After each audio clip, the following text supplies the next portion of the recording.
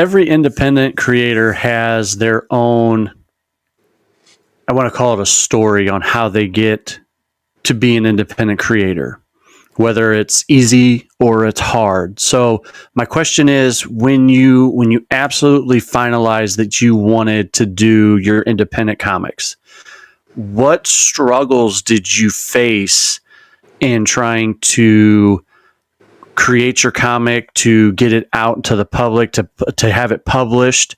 Was it something that you tried to see out a publisher to do, or did you just say, I'm going to create it and I'm going to publish it myself, and that's how Bird's Eye View Comics started? Or did Bird's Eye View Comics come a little later down the road?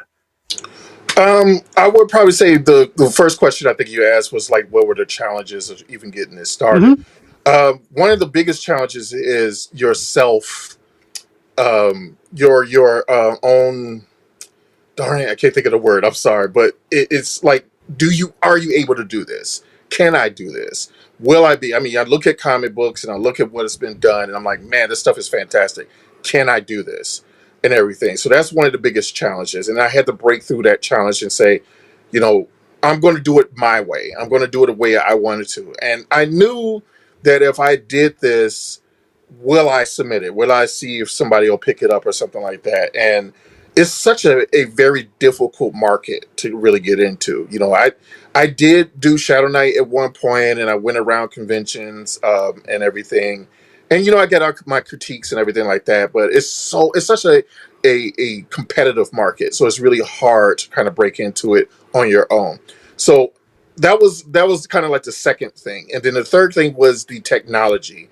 I needed the technology to be able to do it, and everything kind of just fell into place. I think that was God saying, "Okay, it's time to do it."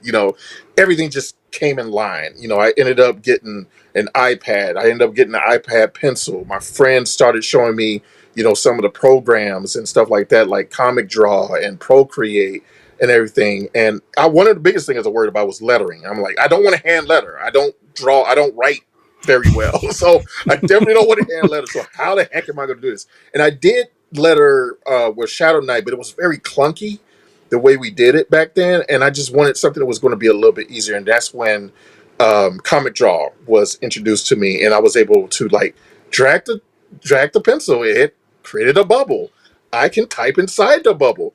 Hallelujah. And I knew then that was it. That was like, I'm ready. I'm going with this.